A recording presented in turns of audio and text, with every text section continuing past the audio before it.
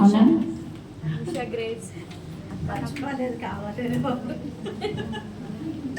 Anusha grace గారు ఉంటారు, ముందుకి రావాల్సిందిగా ఆహ్వానిస్తున్నాము. 5వ మాట చదవటానికి. తప్పుకొని ఇచ్చున్నాను నేను కొద్ది వర్షం దేవుడి నుంచి ఆశ్రయించుకుంటాను. స్తోత్రం నాయన, పరిశుద్ధుడా, నీకు వందనాలు, స్తుతులు, స్తోత్రం నాయన. గొప్ప దేవుడి తండ్రి ప్రభా, ఇదిగో తండ్రి, ఈ సంవత్సరం నాకు ఇచ్చిన ఈ కృపను బట్టి, ఈ సమయాన్ని బట్టి మీకు స్తోత్రం. ఎనికి రాని అర్హత లేదని ప్రభా నన్ను నిలబెట్టినైనా ఇచ్చిన ఈ అవకాశం బట్టి నీకు స్తోత్రం రాజా. గొప్ప దేవుడు అయ్యా, 4 మాటల్లో మీరు ఉన్నారు తండ్రి. మాతో మాట్లాడిన దానికి నీకు వందనాలు, స్తోత్రం నైనా. ఇదిగో ప్రభా నైనా, 5వ మాట ప్రభా బిడ్డ మాట్లాడినప్పుడు తండ్రి పెదాలతో మీరు ఉండండి ప్రభా నైనా. అయ్యా, నీ రసం పోసి ప్రభా నైనా మా మాటలు ఎలాంటి మాటలు మాట్లాడతారో మా ఉదయాలు, మా తలంపు, మా ఆలోచన అన్నీ కూడా ప్రభా మార్చినైనా ఈ సంవత్సరం ప్రభా నైనా ఇచ్చిన ఈ కృపని ప్రభా బిడ్డలకి నైనా అవకాశాన్ని బట్టి నీకు వందనాలు, స్తోత్రం. బిడ్డలు నాయన అయ్యా, బిడ్డ 5వ మాట చెప్పేప్పుడు తండ్రి ప్రభా నీ ఆత్మ అభిషేకం బిడ్డ మీద ఉంచి ప్రభా అయ్యా అందరితో మాట్లాడతారని ఇదిగోనైనా దీనరాని ఒట్టిరాని ప్రభా ఇచ్చిన ఈ అవకాశం ప్రభా నైనా వందనాలు, స్తోత్రం చెల్లించుకుని యేసు పరిశుద్ధ నామములో అడిగి వేడుకుంటున్నాము తండ్రి.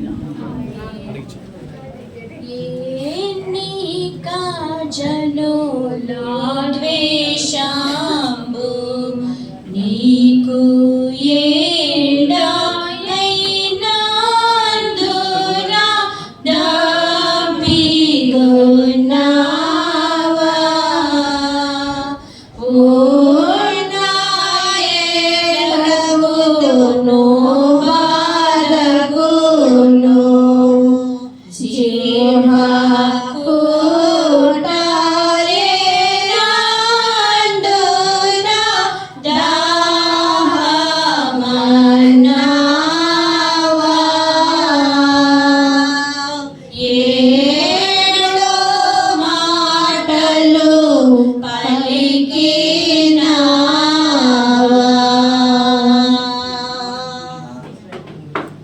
యోహాను సువార్త 19వ అధ్యాయము 28వ వచనము. అటు తరువాత సమస్తమును అప్పటికి సమాప్తమైనదని యేసు ఎరిగి లేఖనము నెరవేరినట్లు నేను దప్పికొనుచున్నానను. అందరూ తలలు వంచినట్లయితే చిన్న ప్రార్థన. మహాపరిశుద్ధుడు, మహాగండమైన మధ్యవాణి ఘనమైన నామానికి వందనములు, స్తోత్రములు. ప్రభువా, శిలువలో ఘోరమైన శ్రమలను అనుభవించి మాకు నిత్య జీవనం అనుగ్రహించినందుకు మీకు వందనాలు. ఇంతవరకు ప్రభువా 4 మాటలు శిలువలో పలికిన అమూల్యమైన 4 మాటలు మేము ధ్యానించుకుని ఉన్నాము. 5వ మాటగా ప్రభువా తప్పికొనుచున్నారని మాట ధ్యానించుకొనిచుండగా తండ్రి మీ తప్పిక తీర్చే బిడ్డలుగా మమ్మల్ని అందరినీ ఉంచుమని ఈ ప్రార్థన యేసయ్య నామములో అడిగి వేడుకొంచున్నాను తండ్రి. ఆమేన్. దాహంబు గుణగా చేదు చిరకాలు ద్రావనిడితి, దాహంబు గుణగా చేదు చిరకాలు ద్రావనిడితి, ద్రోహుడనై చేసితివి, ద్రోహుడనై చేసితిని, దేహంబు గాయములను, దేహంబు గాయములను అపరాధిని యేసయ్యా కృప చూపి బ్రోవుమయ్యా. ఇప్పుడు యేసు ప్రభు వారు శిలువలో పలికిన 5వ మాటను మనం ధ్యానించుకుంటున్నాము. దాహం అనే మాట మనం ధ్యానించుకుంటున్నాం. జనరల్గా మనకి దాహం ఎప్పుడు వేస్తుంది? సైన్స్ ఏం చెప్తుందంటే మనం ఏదైనా పని చేసినప్పుడు, మనం కదిలినప్పుడు మన శరీరంలో ఉన్న శక్తి ఖర్చు అయ్యి, రక్తంలో ఉన్న వాటర్ ఖర్చు అయ్యి మనకి చెమట పట్టి దాహం వేస్తుందంట. మామూలుగా దాహం వేస్తుందని వాటర్ తాగేస్తున్నాం. ఇంత ప్రక్రియ మనకి శరీరం లోపల జరుగుతూ ఉంది. ఇది సైంటిఫిక్గా చెప్తారు. యేసు ప్రభు ఏమంటున్నారు? 5వ మాటగా సిలువ పైన నేను దప్పిగొనుచున్నాను అని అన్నారు. అంటే ఆయనకు సిలువ మీద కలిగిన ఆ దాహం కూడా మనలాంటి దాహమేనా అనేది మనం ఈరోజు ధ్యానించుకుందాం. అయితే యేసుక్రీస్తు ప్రభువారు కలిగిన దాహం అలాంటిది కాదు. మరి ఎలాంటిదంట? మొదటిగా యేసుక్రీస్తు ప్రభువారు కలిగిన దాహం లేఖనముల నెరవేర్పు కొరకు ఆయన దాహం కలిగి ఉన్నారు. యోహాను సువార్త 19వ అధ్యాయము 28వ వచనం మొదటి భాగం చదువుదాము. చదవండి. చాలండి. లేఖనములు నెరవేరినట్లు, లేఖనములు నెరవేరడానికి ఆయన దప్పిక కలిగి ఉన్నారు. లేఖనములు అంటే ఏంటి? లేఖనములు అంటే ఏంటో కాదు, ప్రవచనములే. ప్రవచనాల్ని లేఖనములు అని కూడా అంటాం. అయితే ఎవరో ప్రవచించి ఉన్నారంట. దాదాపు శిలువ మరణానికి 1000 సంవత్సరాల పూర్వమే ఆయన ఇలా తప్పికుంటాడు, ఈ విధంగా మాట్లాడతారు, ఇన్ని ఘోర శ్రమలు ఆయన పెట్టబడతాడు అని చెప్పి ఎక్కడో రాయబడిందంట. ఎక్కడ రాయబడిందంటారు? కీర్తనల్లో రాయబడింది. కీర్తనల్లో 2 అధ్యాయాలు ఉంటాయి. ఒకటి 69, రెండోది 22. ఈ 2 కీర్తనలను మెసేనిక్ సాంగ్స్ అంటారు. మెసేనిక్ సాంగ్స్ అంటే యేసుక్రీస్తు ప్రభువారి శిలువ మరణానికి సంబంధించిన అనేకమైన విషయాలు ఈ 2 కీర్తనల్లో రాయబడి ఉన్నాయి. అందులో ఒకటి చూద్దాం. కీర్తనలు 22వ అధ్యాయము 14-15 వచనములు. కీర్తన 22వ కీర్తన 14-15 వచనములు. నేను నీళ్ళ వలె పారబోయబడి ఉన్నాను, నా ఎముకలన్నీ స్థానము తప్పి ఉన్నది, నా హృదయము నా అంతరంగమును మైనమై కరిగి ఉన్నది, నా బలము ఎండిపోయి చెల్లపెంకుల వలె ఆయన, నా నాలుక నా దౌడను అంటుకొని ఉన్నది. చాలండి. నా నాలుక నా దౌడను అంటుకొని ఉన్నది. ఇది తప్పికొనుచున్నాను అనే మాటకు పర్యాయ పదంగా మనం చెప్పవచ్చు. యేసుక్రీస్తు ప్రభు వారు శిలువ మీద ఉన్నారు. అప్పుడు దాదాపుగా మధ్యాహ్నము అవుతా ఉంది. యేసుక్రీస్తు ప్రభు వారు శిలువలో ఆయన ప్రాణాన్ని పెట్టబోతా ఉన్నారు. యెరూషలేము దేవాలయంలో అదే టైంలో పస్కా పండుగ కూడా జరుగుతూ ఉంది. మధ్యాహ్నం 3 గంటలకు ఆఖరి పస్కా గొర్రెపిల్ల వధింపబడతా ఉంది. అదే సమయంలో యేసుక్రీస్తు ప్రభు వారు శిలువలో ఆయన ప్రాణాన్ని పెట్టబోతా ఉన్నారు. అయితే ఇంకొన్ని నిమిషములు ఉన్నాయి ఆయన ప్రాణం పెట్టడానికి. ఆ సమయంలో యేసు ప్రభు వారు అంటా ఉన్నారు, నేను దప్పిగొంచున్నాను. ఆ టైంలో ఎందుకు అంటా ఉన్నారంటే ఎవరైనా నీళ్ళు ఇస్తే తాగేసి ఇంకా సేపు బతికేద్దామని కాదు. అది ఆయన ఆలోచన ఎంత మాత్రము కాదు. ఎందుకంటే ఏదో బలమైన కారణము ఆ మాట వెనుక ఉన్నది. మొదటిగా లేఖనముల నెరవేర్పు విషయమై ఆయన ఆ మాట పలికి ఉన్నారు. ఇంకొక చోట చూద్దాం. 69వ కీర్తన 21వ వచనం. 69వ కీర్తన 21వ వచనం. వారు చేతులు నాకు ఆహారముగా పెట్టిరి, నాకు దప్పి అయినప్పుడు చెరుకను త్రాగనిచ్చిరి. చాలు. దాహముగొన చేదు చిరక ద్రావణిడిరి ద్రోహుల కాట. దాహముగొన చేదు చిరక ద్రావణిడిరి ద్రోహుల కాట. దాత్రి ప్రజల బాధకోచి ధన్యుడాదివి కేగే మహా. మరొకసారి చదవండి. 69వ కీర్తన 21వ వచనం. చాలండి, చాలు. చేదులు నాకు ఆహారంగా పెట్టిరి. ఇది ప్రవచనం, ఇది లేఖనం. అయితే దాన్ని నెరవేర్పు చూద్దాం. యోహాను సువార్త 19వ అధ్యాయం 29వ వచనం. చిరకతో నిండి ఒక పాత్ర అక్కడ పెట్టి ఉండేది కనుక వారు ఒక స్పంజి చిరకతో నింపి ఈ సోపు పుడకకు తగిలించి ఆయన నోటికి అందించిరి. కీర్తనలో మన ప్రవచనం చూస్తాం, దాని నెరవేర్పు ఇక్కడ మనం చూడగలం. యోహాను సువార్త 19వ అధ్యాయము 29వ వచనంలో. అయితే ఇక్కడ ఏం చేశారంటే సింపుల్ గా చెప్పేస్తాను. అక్కడ రాసున్నది వెనిగర్ ఉంటుంది కదా, వెనిగర్ చేదుగా ఉంటుంది. ఎప్పుడైనా వంట చేసేటప్పుడు, ఫ్రైడ్ రైస్ చేసేటప్పుడు టేస్ట్ చేసి చూడండి ఎలా ఉంటుంది దాని టేస్ట్ విడిగా. అయితే వెనిగర్ లో బోళం కలిపి ఆ రెండింటినీ కలిపి ఒక చిరకకి తగిలించి ఆయనకి ఇచ్చారంట తాగడానికి. ఎందుకు అలా చేస్తారంటే యూజువల్ గా శిలోశ్రమలు పడే వారందరికీ పడుతూ శిలోశ్రమలు పడతా ఉన్నప్పుడే అది ఇస్తారన్నమాట, చేదు చిరకని ఇస్తారు. ఎందుకంటే అది ఎనస్థీషియాగా పనిచేస్తుంది. ఎనస్థీషియా అంటే మనం ఆపరేషన్స్ అవి చేయించుకుంటారు కదా, కొంతమంది చేయించుకునేటప్పుడు మత్తు ఇస్తారు కదా, అదే మత్తు. అది చిరకకి అందించి వారికి ఇస్తారు. శిలోశ్రమలు ఎవరైతే పడతా ఉన్నారో వాళ్ళకి ఇస్తూ ఉంటారు. ఎందుకంటే తాత్కాలికంగా దాని నుంచి కొంత ఉపశమనం పొంది ఆ బాధను కొంచెం సేపు మర్చిపోవడానికి ఆ మత్తుని ఇస్తారు. అయితే యేసు ప్రభు వారు దాన్ని ఎంత మాత్రం అంగీకరించలేదు. మత్తయి సువార్త 27వ అధ్యాయము 34వ వచనంలో ఏమని రాయబడి అంటే చదవద్దు కానీ చేదు కలిపిన ద్రాక్ష రసాన్ని ఆయనకి ఇచ్చారు అని రాయబడి ఉంది. మార్కు సువార్త 15వ అధ్యాయం 23వ వచనంలో బోళము కలిపిన ద్రాక్ష రసాన్ని ఆయనకి ఇచ్చారని రాయబడింది.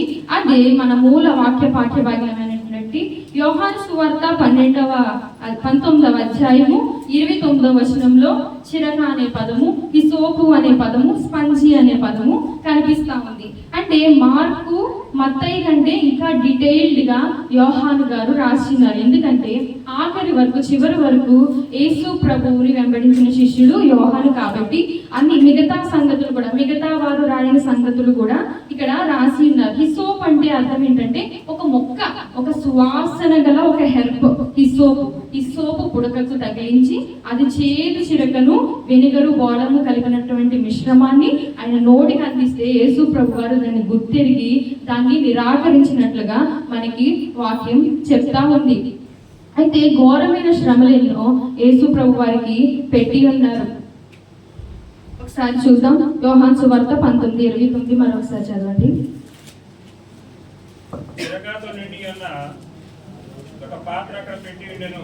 కనుక వారు ఒక స్పాంజ్ చిరకతో నింపి హిసోపు పుడకకు తగిలించి ఆయన నోటికి అందించేది. ఓకే, అక్కడ స్పంజి ఎలా వచ్చిందనే డౌట్ రావచ్చు మీకు. అప్పుడు సైనికులు కానీ అక్కడ ఉన్న పరివారం అంతా కూడా ఏదైనా వాటర్ ఉన్నప్పుడు అది ఆవిరైపోకుండా, కుండలో ఉన్న వాటర్ ఆవిరైపోకుండా స్పంజితో కవర్ చేసి ఉంచుకునేవారట. అయితే వాళ్ళు వాడుతున్న స్పంజిని దానికి గుచ్చి, రెల్లుకు గుచ్చి ఈ సోపు పొడుగుకి తగిలించి ఆయనకు అందించారు. మొత్తం శిలువ చరిత్ర అంతటిలో కూడా ఒకే ఒక్క చోట ఆ రోమా ప్రభుత్వం కానీ, సైనికులు కానీ, బాధ పెట్టే సైనికులు కానీ మానవత్వంతో ఉన్నట్టు మనం చూడగలం. మిగతా టైం అంతా వేధిస్తానే ఉన్నారు. ఆయన నీతిమంతుడిగా కనిపించాడంట వాళ్ళకి. అందుకని శిలువ పైకి ఎక్కాక కూడా చేదు చిరకను అందించే ప్రయత్నం వారు చేశారు. యూజువల్గా అయితే అది ఎవరు ఎప్పుడైతే శ్రమలు పడతా ఉంటారో శిలువ మీదకి ఇంకా ఎక్కించ ముందుగానే ఈ చేదు చిరకని ఇస్తారు. కానీ యేసు ప్రభు వారికి శిలువ మీద ఉన్నా సరే ఆ చేదు చిరకను వారు అందించినట్లుగా మనకు కనబడుతుంది. కానీ యేసు ప్రభు దాన్ని ఎంత మాత్రం అంగీకరించలేదు. ఆయన ఎన్ని కొరడా దెబ్బలు భరించినారంటే మన కోసం, ఎన్ని 39 కొరడా దెబ్బలు ఆయన తిని ఉన్నారు. చాలా మంది అయితే ఎవరికైతే శిరోశిక్షలు వేసి ఉన్నారో చాలా మందికి ఆ కొరడా దెబ్బలు కొట్టే ఆ ప్రక్రియలోనే మతి చలించి, కొంతమంది మతి భ్రమించి పిచ్చోళ్ళు అయిపోతారట. కొంతమంది అయితే ఆ ప్రక్రియలోనే ప్రాణాలని వదిలేస్తారంట. కానీ యేసుక్రీస్తు ప్రభు వారు నీ కోసం, నా కోసం శిలువ శ్రమలన్నిటిని ఏ ఒక్కటి విడిచిపెట్టకుండా ఆయన మొత్తం శ్రమలన్నిటిని భరించి ఉన్నారు. ఆయన ఎంత గొప్ప దేవుడండి. ఆయన ఏమడుగుతున్నాడు? నాకు దాహం అవుతుంది అని అడుగుతా ఉన్నాడు. ఒకసారి మనం నిర్గమాకాండంలో చూసినట్లయితే, చదవద్దు కానీ 20 లక్షల మంది ఇశ్రాయేలీయులకు అరణ్యంలో మోషే చేత నడిపింపబడతా ఉన్నప్పుడు ఏమిచ్చారు? బండను కొట్టి నీళ్ళు ఇచ్చారు. ఎంతమందికి సరిపడా నీళ్లు? 20 లక్షల మందికి సరిపడా నీళ్ళు ఇచ్చారు. అదే విధంగా యోహాను సువార్త 2వ అధ్యాయంలో చూసినట్లయితే ఆయన చేసిన మొట్టమొదటి సూచక్రియ నీళ్లను ద్రాక్షారసంగా మార్చి ఉన్నారు. అలాగే ఇంకొక చోట యోహాను సువార్త 4వ అధ్యాయంలో ఇంకొక చోట కనిపిస్తా ఉంది సమరయ సమస్య. ఆ కథ అంతా మనకు తెలుసు కాబట్టి నేను చెప్పను. సుకోతు అనే ప్రాంతం గుండా యేసు ప్రభువారు వెళ్తా ఉన్నారు. అక్కడ ఒక బావి ఉంది. అయితే బావి దగ్గర సంభాషణ ఎలా స్టార్ట్ చేస్తారంటే సమరయ స్త్రీతో నాకు దాహమునికి ఇమ్మని ఆమెని అడుగుతారన్నమాట. అక్కడ కూడా ఈ మాట అయినా పలికి ఉన్నారు. ఆ దాహమునికి ఇమ్మని చెప్పింది నీళ్లు తాగడానికి అంటారా? తర్వాత అధ్యాయం అంతా చదివితే మనకు అర్థమవుతుంది. యేసుక్రీస్తు ప్రభువారు అధ్యాయం అంతా చదివితే యేసుక్రీస్తు ప్రభువారు తాగినట్లు కానీ తాగి తృప్తి పొందినట్లు కానీ ఎక్కడా రాసి ఉండదు. ఆయన దాహం ఎప్పుడు తీరిందంటే ఆమె ఊరిలోనికి వెళ్ళి అనేక మందికి నేను మెస్సీని కనుగొన్నానని చెప్పి ఆయన రక్షకుడు అని నమ్మినప్పుడు యేసు ప్రభువారి యొక్క దాహం తీరిపోయిందంట ఆటోమేటిక్గా.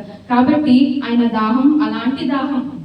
అంతేకాదు మొదటిగా ఆయన కలిగిన దాహం శిలువ మీద ఏ రకమైన దాహం అంటే లేఖనములు నెరవేర్చబడాలనే దాహం. అది అక్కడితో తీరింది. అయితే మరొక దాహం తీరలేదంట శిలువ మీద కూడా యేసు ప్రభు వారికి. అదేంటంటే ఆత్మల కొరకైన దాహం.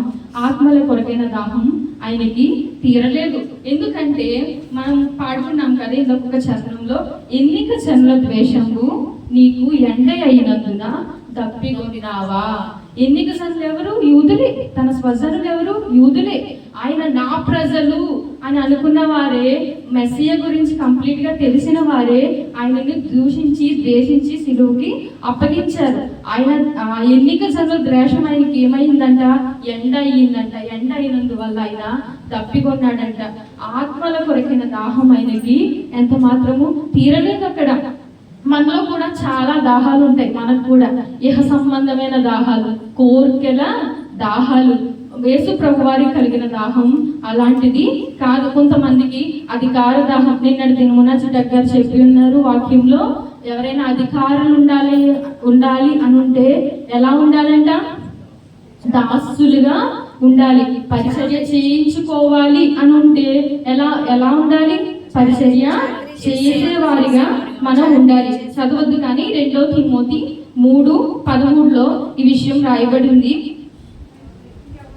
అలాగే కొంతమందికి వ్యభిచార దాహం ఉంటుంది. ఈ మాట చెప్పినప్పుడు ఇక్కడ ఉన్న వాళ్ళందరూ అంటారు, ఆ మాట మాకు తగింది కాదు, అది చాలా పెద్ద మాట, మాకు అవసరం లేదు అంటారు. అయితే మత్తయి సువార్త ఒకసారి తీయండి. మత్తయి సువార్త 5:27-28 ఒకసారి చదువుతారా? మత్తయి సువార్త 5వ అధ్యాయము 27-28 వచనములు చెప్పబడిన మాట చదవండి. అప్పుడే తన హృదయమందు ఆమెతో వ్యభిచారము చేసిన వాడగను. ఇప్పుడు అందరం రిలేట్ అవుతాం కదా, తలంపులలో చేసే పాపము కూడా వ్యభిచార పాపమే. ఈ రోజు సోషల్ మీడియా ట్రెండ్స్ లో ప్రతి ఒక్కరు సెలబ్రిటీసే. అయితే వారిని చూసి మనందరం ఏం చేస్తా ఉన్నాము? ఈమె నా క్రష్, ఇతను నా క్రష్ అంటా ఉన్నారు. ఈజీగా నేస్తున్నారు కదా పదం. అంటే ఏంటి? క్రష్ అంటే ఏంటి? ఇతను నా బాయ్ ఫ్రెండ్ అయితే బాగుండు, ఇతను ఈమె నా గర్ల్ ఫ్రెండ్ అయితే బాగుండు, ఈమె నా భార్య అయితే బాగుండు, ఇతను నా భర్త అయితే బాగుండు అనుకుంటున్నారు. దాన్ని యేసు ప్రభు గారు మన వాక్యము ఏ విధంగా చెప్తుంది? మోహం చూపు వ్యభిచారంతో సమానం అని చెప్తుంది. కాబట్టి మనం అలాంటి పాపంలో కూడా పడకుండా, అలాంటి దాహం మనకు ఉన్నట్లయితే మనం దాన్ని వాక్యపు వెలుగు విడిచిపెట్టవలసిన వారమే ఉన్నాము. ఇంకొకటి వ్యర్థమైన మాటలు మాట్లాడే దాహం. కొంతమందికి వ్యర్థమైన మాటలు మాట్లాడాలంటే ఎక్కడ నోపుగా ఇంట్రెస్ట్ వస్తూ ఉంటుంది. ఇక్కడ మాటలు అక్కడ చెప్తారు, అక్కడ మాటలు ఇక్కడ చెప్పి వీళ్ళకి వాళ్ళకి గొడవ పెట్టి హాయిగా ఉంటారు. అమ్మయ్య నా దాహం తీరిపోయింది అనుకుంటారు. సో ఇలాంటి వాళ్ళు కూడా ఉంటారు. వాక్యం ఏం చెప్తుందంటే జీవ మరణములు నాలుక వశమంట. జాగ్రత్త. నువ్వు ఖాళీగా ఉండి ఏ పని లేక ఏం మాట్లాడాలో తెలియక ఏది పడితే వాగుతున్నావా? జాగ్రత్త జాగ్రత్త. జీవ మరణములు నాలుక వశం. మన వాక్యం ఏం చెప్తుందంటే యాకోబు పత్రిక 3వ అధ్యాయం 6వ వచనంలో ఈ విధంగా చెప్తుంది, నాలుక అగ్ని వంటిది కాదా? నాలుక అగ్ని వంటిదంట. అగ్ని మన ఎదురుగా ఉంటే మనం ఎలా పడితే అలా ఉంటామా? లేదు, ఎంతో జాగ్రత్తగా ఉంటాం. వంట చేసేటప్పుడు కూడా చాలా జాగ్రత్తగా ఉంటాం. ఎందుకు? అది కాల్ చేస్తుందని. మరి నాలుగు విషయంలో అంత జాగ్రత్త ఎందుకు ఉండదు మనకి? నాలుక కూడా అగ్ని వంటిదే. కాబట్టి అంతే జాగ్రత్తగా మనం ఉండాలి. మనందరికీ తెలిసిన సామెత, నోరు మంచిదైతే అందరు చెప్పారు, నోరు మంచిదైతే ఊరు మంచిదవుతుందంట. కాబట్టి మనం మంచిగా మాట్లాడితే దేవుడు మన చుట్టూ మంచి వ్యక్తుల్నే ఉంచుతారు. మనం వారిని పోగొట్టుకోకూడదు. వారికి సువార్త చెప్పేవారిగా, అనేకమైన ఆత్మలను దేవుడి కొరకు మనం తెచ్చిపెట్టేవారుగా మనం ఉండాలి. చివరిగా యేసు ప్రభు వారు సిలువపై కలిగిన దాహం, ఆత్మల దాహం. ఇది యేసు ప్రభు వారు సిలువలో కలిగిన దాహమై ఉన్నది. ఆయన దాహం సిలువలో అయితే తీర్చబడలేదు, కానీ ఈ రోజు నీవు నేను ఆయన దాహాన్ని తీర్చేవారుగా మనం ఉండాలి. ఎప్పుడైతే మనము యేసుక్రీస్తు ఈ లోకానికి రక్షకుడిగా వచ్చి ఆయన బోధించి మన కొరకు శ్రమ పెట్టబడి సిలువ వేయబడి పునరుద్ధానుడై తిరిగి లేచి తిరిగి రెండవ రాకడలో నా కోసం మా కోసం వస్తారని చెప్పి మనం నమ్మితే ఆయన ఒక దాహం తీరిపోతుందట. సింపుల్ కదా. యేసు ప్రభు నా కోసం వచ్చారు, నా కోసం బోధించారు, పునరుద్ధాన్ని తిరిగి లేచారు, తిరిగి రెండవ రాకడలో నా కోసం మాత్రమే తిరిగి వస్తారు అని మన హృదయంలో గట్టిగా విశ్వసిస్తే ఆయన దాహం, సిలువలో తీరని దాహం ఈ రోజు తీరబోతుంది. కాబట్టి మనందరము కూడా ఆయన దాహం తీర్చేవారిగా ఉందామా? మాట్లాడలేదు, నిద్ర వచ్చేస్తున్నట్టుంది. 2:30 అయిపోయింది కదా, వదిలేస్తారు. ఇంకా కరెక్ట్గా 20 నిమిషాలు తీసుకుని నేను ఎక్కువ చెప్పలే, మీరు అన్నారు నాకు తెలుసు. కాబట్టి ఆయన దాహాన్ని తీర్చేవారిగా మనము ఉండాలని ప్రభు మనల్ని కోరుతా ఉన్నాడు. అట్టి స్థితి తప్పికున్న ప్రభువు నేడు మనందరికీ దయచేయును గాక. ఆమేన్. అందరూ కళ్ళు మూసుకున్నట్లయితే చిన్న ప్రార్థన. మహాపరిశుద్ధుడైన దేవా, నీ ఘనమైన నామానికి వందనములు, స్తోత్రములు తెలియజేస్తా ఉన్నాం తండ్రి. కోర్కుల దాహము తండ్రి, కఠినమైన మాటలు మాట్లాడే దాహము ప్రభా, వ్యభిచార దాహము ప్రభా మాలో ఉంది ప్రభా. ఈ దినం ప్రభా వాక్యపు వెలుగులో వాటన్నిటినీ సరి చేసుకుని ఇక్కడ నుండి మేము వెళ్ళనయ్యున్నాము తండ్రి. ప్రభా నీకు తీరని దాహం, సిలువలో తీరని దాహం, ఆత్మల కొరకైన దాహము ప్రభా యేసయ్య మీరు కలిగి ఉన్నారు తండ్రి. ఆ దాహాన్ని తీర్చే బిడ్డలుగా మేము అందరం ఉన్నట్లు మీ కృపను గ్రహించి నడిపించమని ఈ ప్రార్థన యేసయ్య నామంలో అడిగి వేడుకొంచున్నాము తండ్రి. ఆమేన్. ఈ అవకాశం ఇచ్చిన దైవజనులకు నా నిండు వందనాలు తెలియజేస్తా ఉన్నాను. ఆమేన్. పన్నాత అందరూ లేచి నిలబడినట్లయితే కానుక సేకరణ చేస్తామండి. మరి మన మంచికి నూతనముగా